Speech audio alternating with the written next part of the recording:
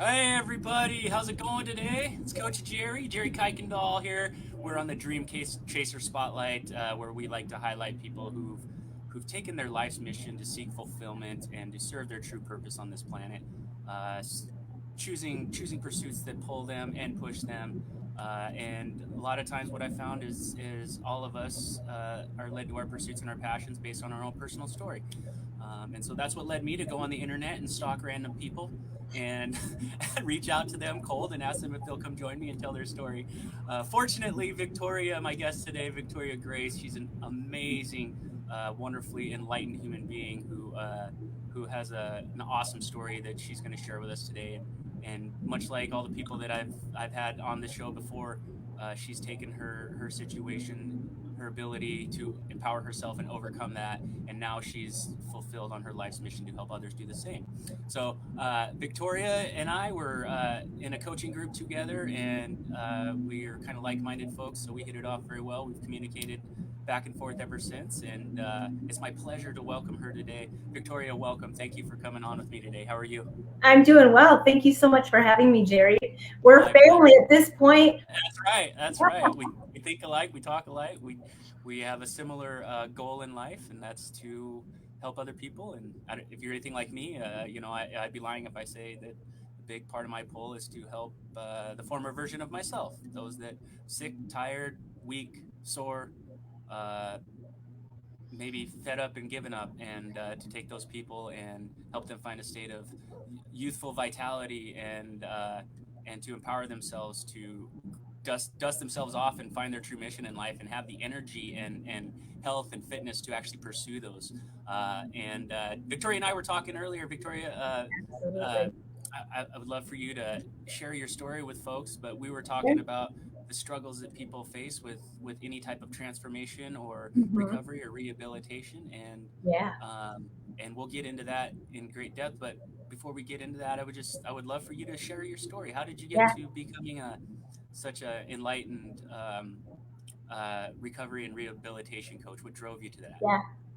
Okay. So let me just start off by stating that my own personal recovery came from a pretty gnarly 15-year addiction to, it was a 15-year addiction to um, heroin and methadone, which is a medication that it's supposed to help for heroin addiction.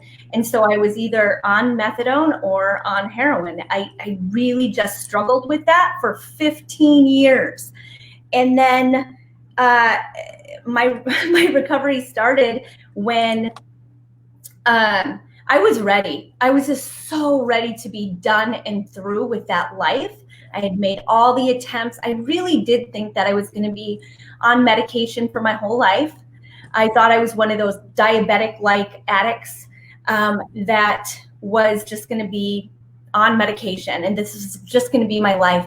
But I just knew somehow, some way, that there was a way out. I didn't know how, but I just kept putting it out into the universe. Just, asking, you shall receive. I just kept asking, show me the way, show me the way.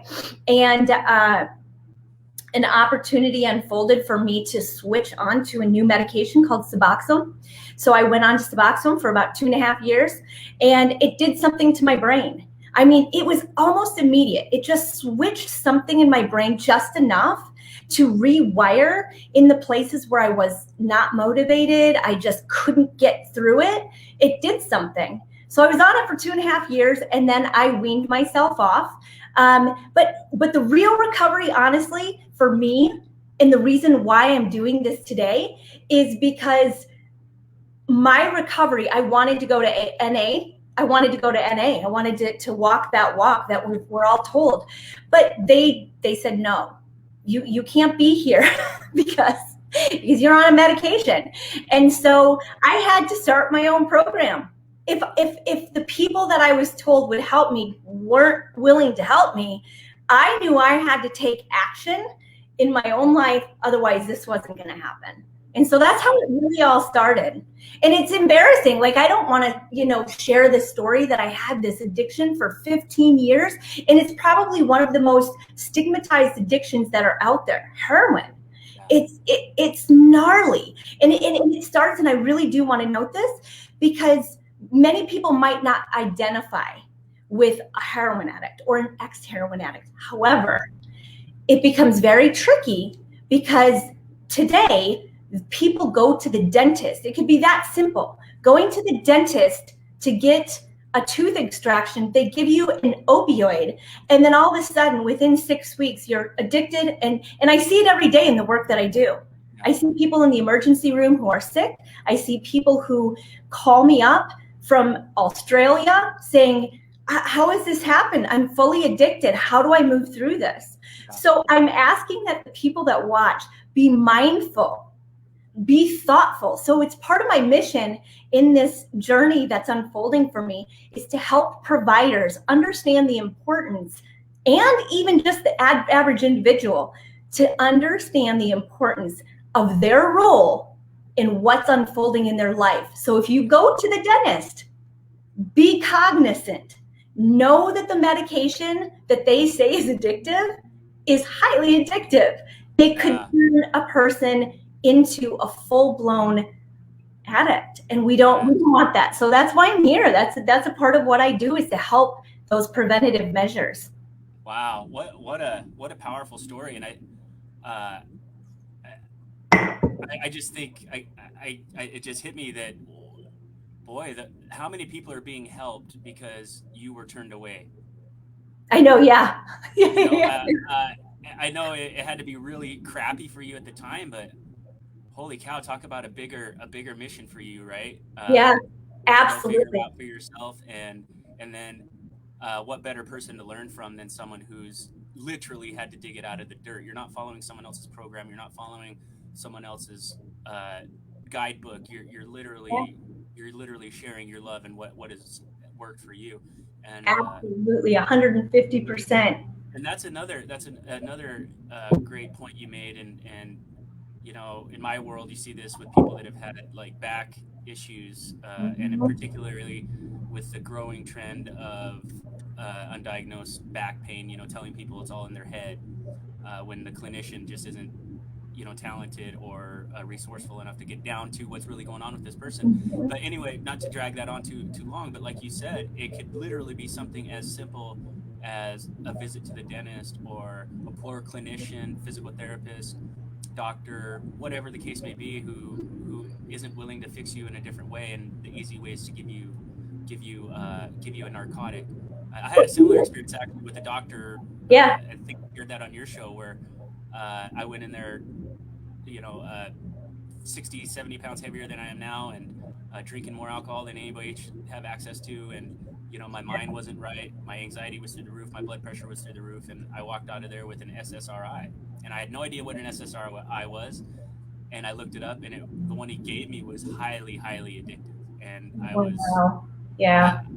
And since then, I've been so mad that it's literally led me to a career change, going to school in my 40s, and really finding the answer, much like yourself. So that's awesome story. It starts with these providers. So eventually I'll get in and be able to chat with some providers and help them understand the power behind what it is that they're doing. I'm doing some good work behind the scenes, but yeah. Yeah, that sounds amazing. And you touched up on something that really piqued my interest. You talked about, what goes on in the brain, with some of these people. You say it's my understanding that some people might get addicted like on their first prescription, and someone else might be able to have several without getting addicted to that. What can you share with us about what causes that? What's going on in someone's brain that causes the addiction? Yeah, so the neuroscience behind all of this is, and this is specific to opioid addiction, in my knowledge, because that's kind of my niche. Though I do work with people in all spectrums of addiction, but the neuroscience behind opioid addiction in particular is that there are receptors in the brain, and when a person ingests the medication, the opiate, it covers the mu receptor. We just found out about the mu receptor back in 1974. Uh-huh. And so that mu receptor is covered. And so our brain and our body is so incredibly resilient that it's like, hey, excuse me, I'm going to go ahead and I'm going to build another receptor, which is scary because then the medication needs to go through two receptors. You keep taking it and they're building, it needs to cover more receptors. So there you have addiction in a nutshell, boom.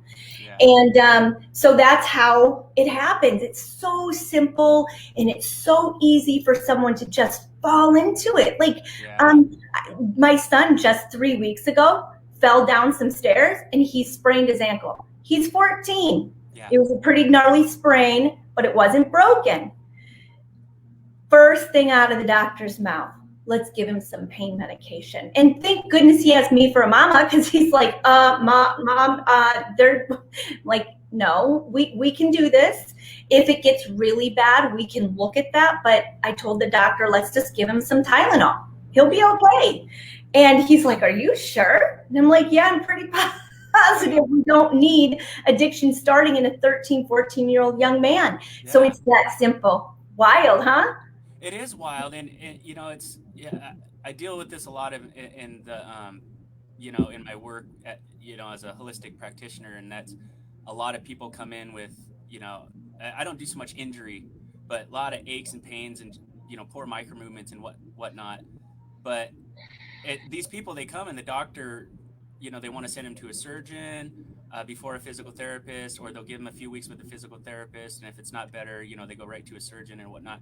But it seems like, you know, the least invasive procedure should be the one they look at first, but that doesn't seem to be the case. And that's okay, Jerry, because see, that's why we're doing what we do. We're here to shift. We're here to make impact. I mean, we're high impact coaches. This is exactly what we do.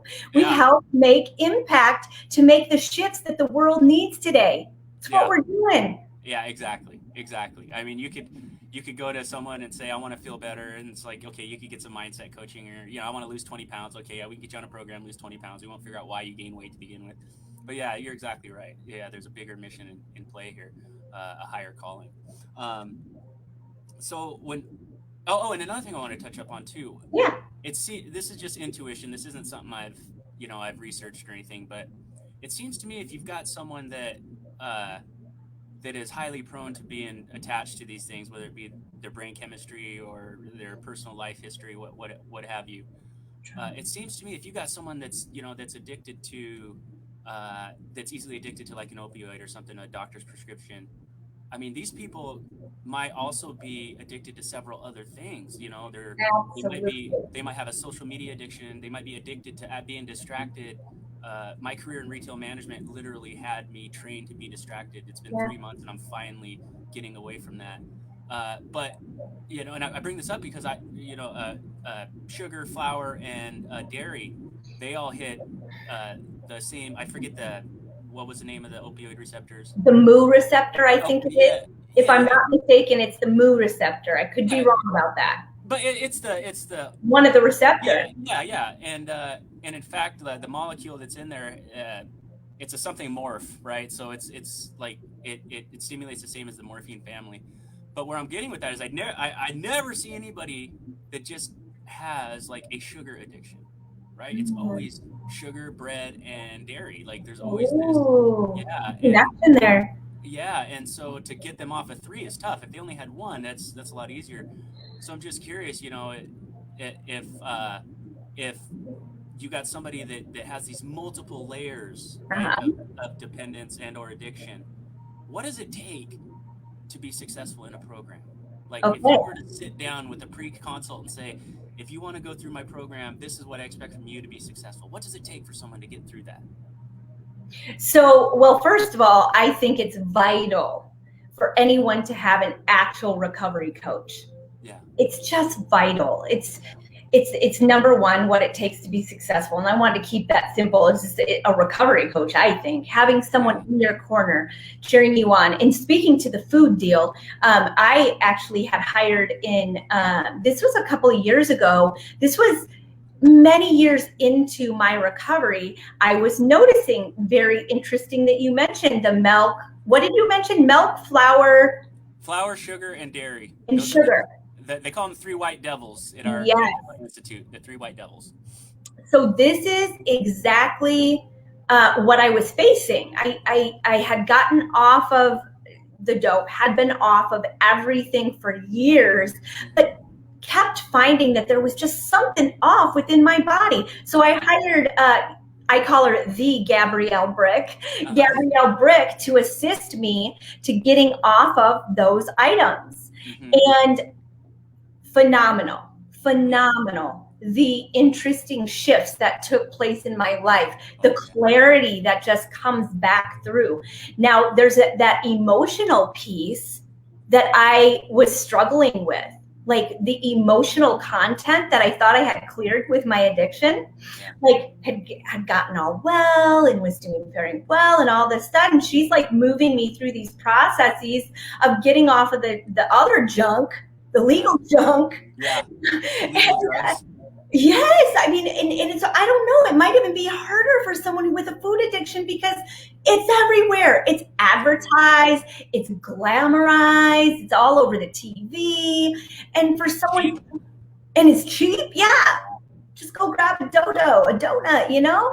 No, you pay for it 25 years from now, but it's cheap today. Exactly. Yeah. So she was moving me through that. And that's why I say a recovery coach is key, I believe. She held me and supported me and nurtured me every single day. She held me accountable for my emotions. She would say, okay, so I don't mind if you eat whatever it is that you think you want to eat.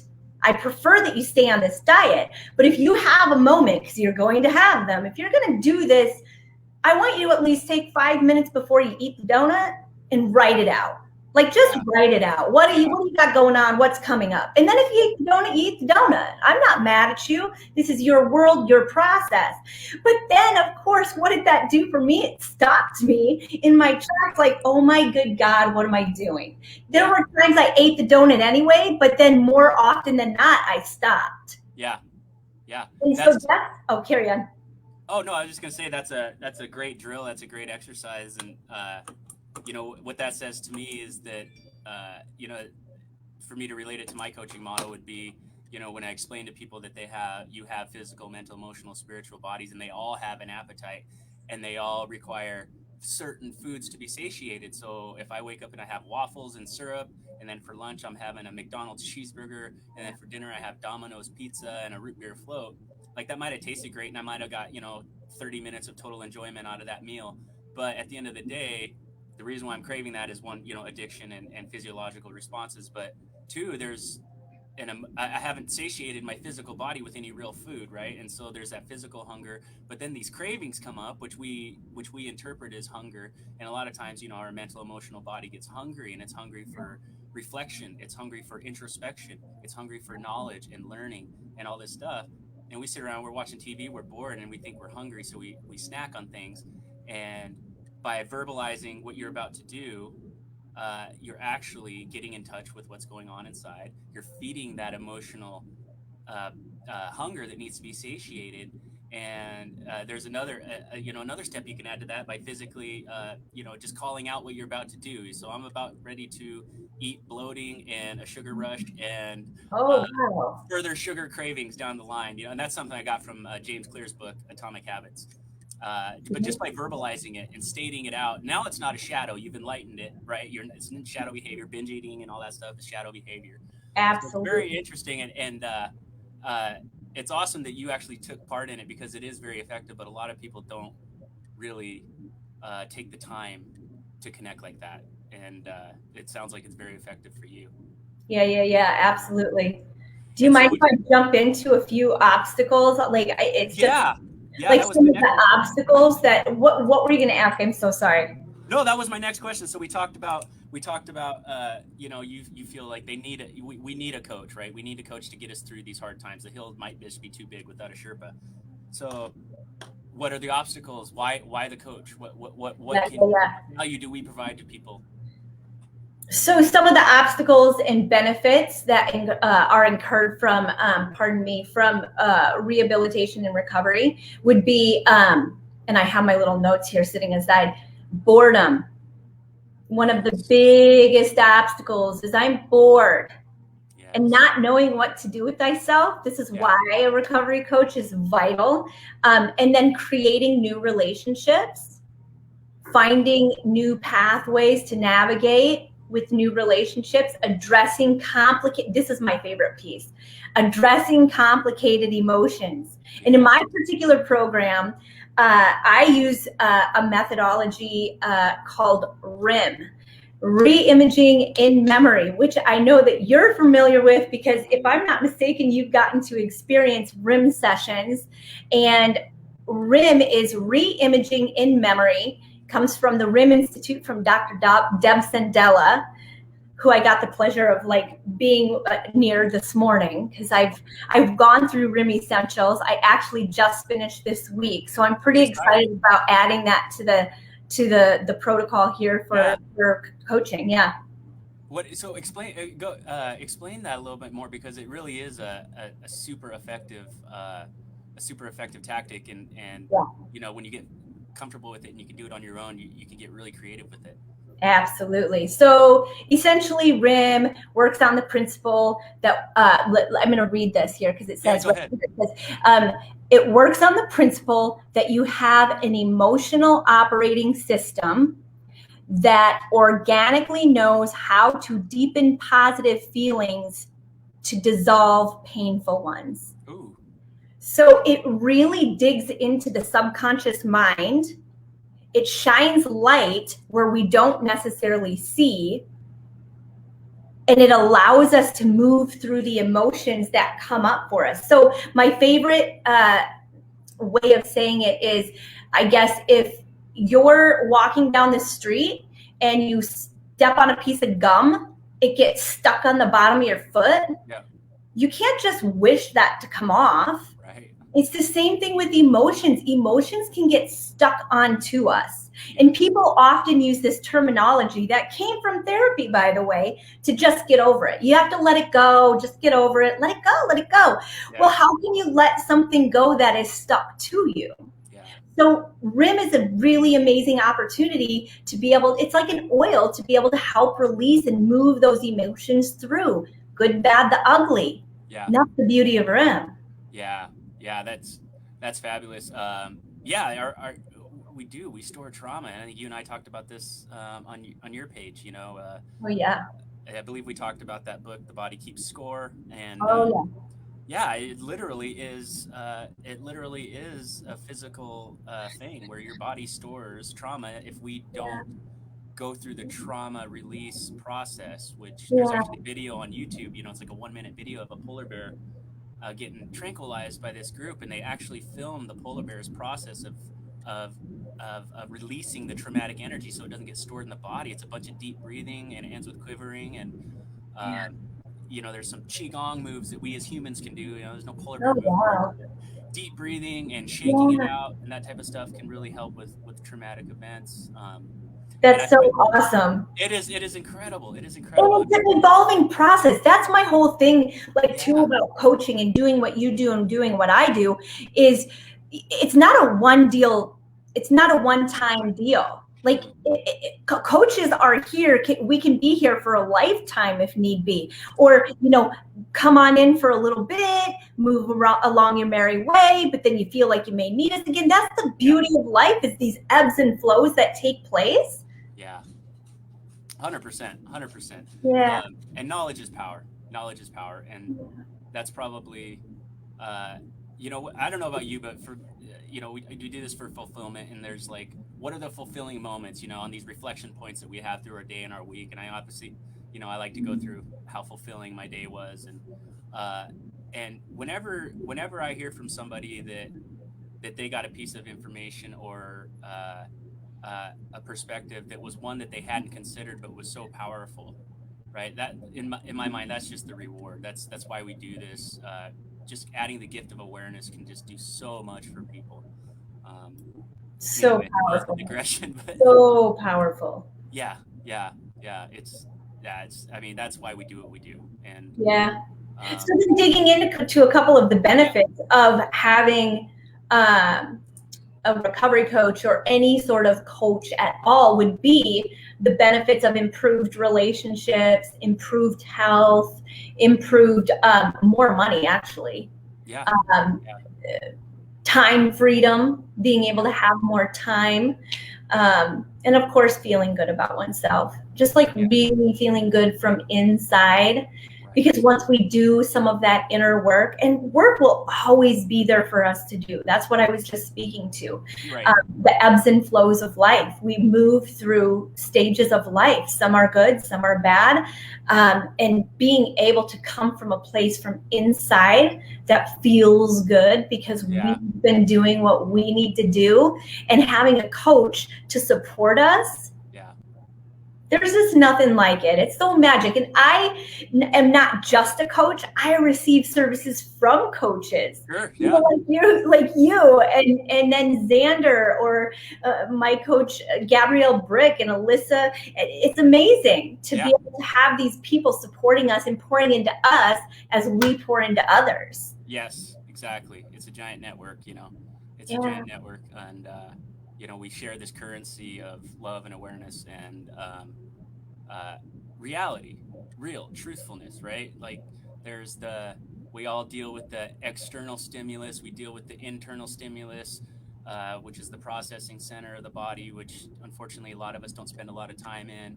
And we've got the philosophical, and if you're unaware of those three different dimensions and how they play a role in your thoughts and your perspective, we just kind of get in this washing machine of emotions and thoughts and confusion. And that's where, like you said, a good guide, a good friend, a good mentor comes in handy, who is also being guided and mentored themselves. It's absolutely just a cycle. So none of us are perfect. We all.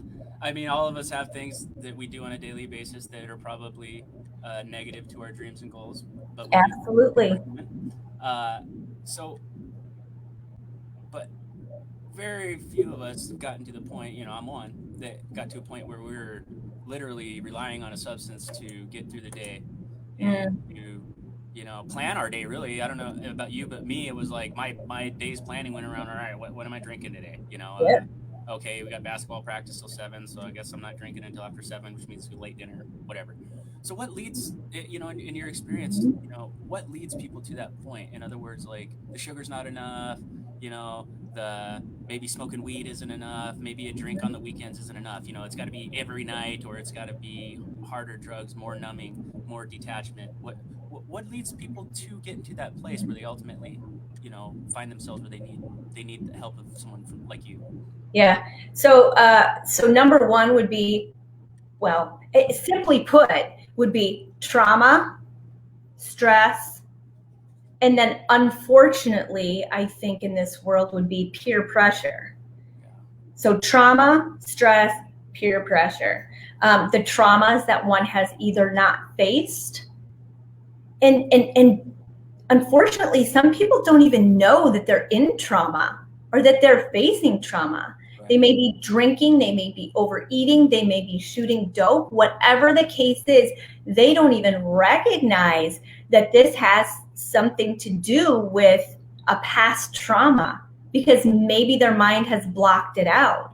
But so overall, when their life becomes unmanageable, and that's like an NA term, where their life becomes unmanageable. Some people are, I was always what they considered a functioning addict. I was able to go to work. I was able to do the things, raise the kiddos. I wasn't the best mama, but they had the roof over the head. I was ensuring that dinner was proper and they were being fed and clothed and things like this. But still there was something that just wasn't right. I'd have episodes of depression and whatnot. And so I didn't recognize that I was facing trauma. A lot of it in my own head and created by my own imagination. Yeah. So it's crazy what we do and the power that we give to situations because our heart is so invested. But but so yeah, it typically people are choosing to use drugs and alcohol and checking out because of the trauma, the stress, or the peer pressure. And the peer pressure is something that's really unfortunate because it's a part of our conditioned society. We're conditioned by the TV, we're conditioned by the doctor's offices, just everywhere we go. People are like, come on, come on, come on. Football. I live in Kansas City, Missouri, right? We went to the Super Bowl 2 years in a row now. And oh my gosh, like we're like an entertainment district. So everywhere I go, they're promoting the baseball, the football, the soccer. And it's like, here, have a drink. It's just like, in fact, I have to know, there is a neighborhood, I'm not going to name the neighborhood, but they know who they are. There's a neighborhood that when trick-or-treating, they will give bottles of alcohol to the parents. Wow. And I mean, it's a really special, sweet little gesture, they think. Yeah. But really, it's feeding into alcoholism and the whole idea to just like stuff all of whatever comes up. Yeah. There's this huge influence of just checking out. It's encouraged. Indulging, consuming. Yeah. And it's not about special occasions. There's a difference between birthdays, picnics, holidays, but they're literally. I mean, we've got our social media, we've got our Netflix, we've got YouTube, we've got overconsumption. Yeah, I mean, there's just like basically we're inundated. World. Yeah, we're encouraged in this world to just get up, suffer through your 8 to 12 hour workday, and then come home and just completely forget about it. Check out. Yeah, check out. And this is if I could get one message across today to anybody that's watching this or gonna watch, is that you're gonna have to get used to the fact that when you decide to make a change and when you decide to make a transformation, that you are just going to be abnormal in your group. You're going to be abnormal at work. You're going to be abnormal just in your normal circle. And that is totally part of the program because... It's so beautiful, too. Yeah, it is. There's such beauty in that. That's what needs to be promoted. Exactly. Okay. Exactly. We're afraid to stand out when it's just like, in a world like this, you don't want to blend in. You just don't, because the world is on a fast track to being sicker and dying faster and being more miserable for more years while they're alive. So those are all great points. And that's part of the nuance that a good coach will provide, right? Is, you might think that you have, a drinking problem, which you might, but let's look at your social environment. Let's look at your daily habits. Let's look at how much free time you're giving yourself to make bad choices. So that's incredible. Absolutely. And just a couple more points I'd love to get your perspective on. And there's probably some people watching or going to watch that may or may not have a problem. Maybe they're borderline in their estimation. But maybe they have a social circle that's totally accepting of them, or maybe they're not the worst in their social circle. There's other people that I hang out with that are worse than me, but that doesn't mean that they don't have a problem or that they can't fix it. What would be your recommendation to anybody that suspects that they or someone they love might benefit from going and seeing someone like yourself? Okay, so is the question where to seek help? My suggestions at what to do and where to go? Yes. At what point should people be having the alarm bells raised a little bit? And then what's the step? Like today, I think I got a problem. I need some help. What's my next step? Okay. So number one, if you're questioning yourself, if you're questioning, I may have a problem, I'm not sure, reach out to someone, anyone so this is the deal. I really truly believe that where to step out is important. So number one, call a recovery coach, call them up. Now, as I love treatment centers,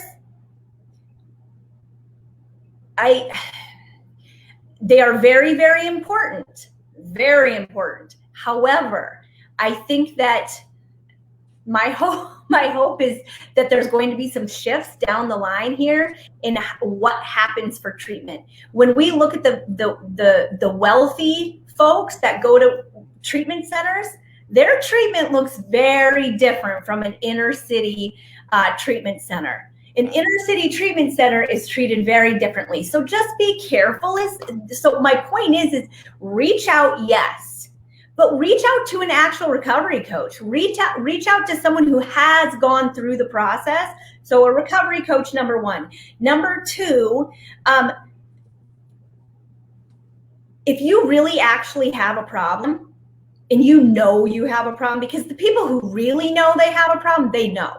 Yeah. I would say go to an acu-detox specialist. So go look up in Google, and I'm going to say it and spell it for you, but look for the National Acupuncture Detoxification Association, NADA, NADA, National Acupuncture Detoxification Association.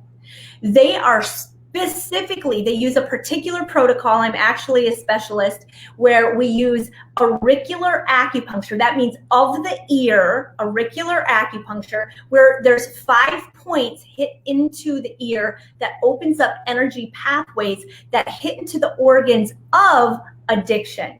And if you're reaching out to an acu-detox specialist, they can help to give you a treatment, because it may just be stress. Yeah. It just may be trauma. Maybe there is no full-on addiction there, but there also may be. Yeah. So reaching out to an acu-detox specialist, we're going to go against the grain, and I'm not going to say call a treatment center, though you can, and that's absolutely appropriate. It's perfect if that's what you want to do. But it's okay to think outside of the box too. Go to an acu-detox specialist, and if you don't have one in your area that is not a certified, go ahead and look for an actual acupuncturist in your area and ask if they treat for addiction. So finding other pathways. And then the other place, bear with me, I wrote it down. Yeah. So reach a recovery coach, go to an acu-detox specialist.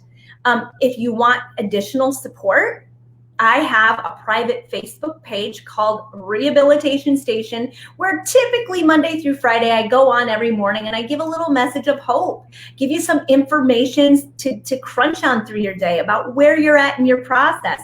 Everybody's process in their own recovery is so different.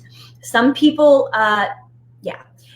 it's so different. But so yeah, do that. And then I am going to even give my phone number. And I know that's kind of risky. Okay. Most people are like, what? Why would you? No, I want to give my phone number. I'm here to help people.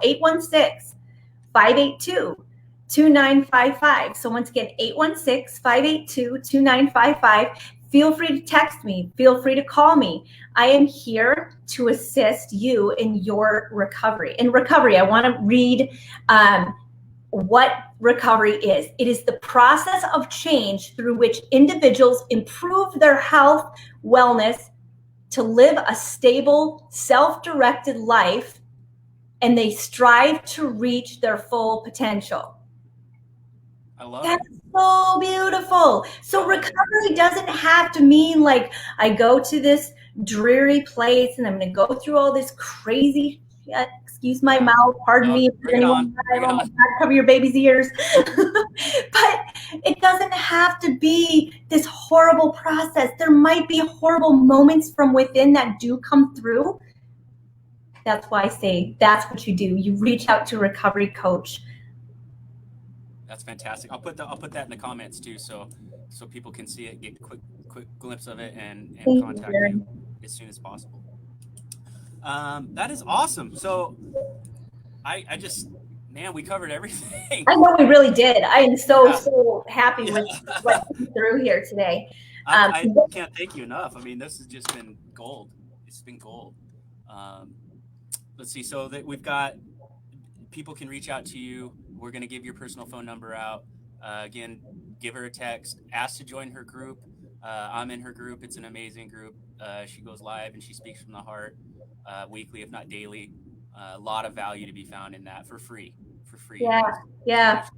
And it really, there's no strings attached. You know, I mean, Victoria and I probably work in a similar manner. You know, we're We're not doing this for big money and big enrollments. It's like we're really here to help people, and if you're ready for help, we'll know it. We'll know it. So go check out her page, go check out her group, get involved, and listen to the information she's got to offer. It's gold. She's coming from. You can also, speaking of gold, you can also go to the Golden Door KC.com. So that's Golden Door, the Golden Door KC.com. So that's for KC is in Kansas City. So the Golden Door KC.com is my actual website. That may need an update, who knows, but it's still good. I mean, it's amazing. You're able to get your little appointment in with me, and awesome. I'll put that in the comments as well. I'll put a link in the comments. So everybody. Appreciate you, Jerry. Thank you so much. I thank you so much. It was a wonderful conversation, and something tells me we'll be doing this again for too long. Absolutely. Absolutely. Awesome. Thank you so much, Victoria. Thank you, everybody, for tuning in. We appreciate it. Thank you so much. Take care. Until next time.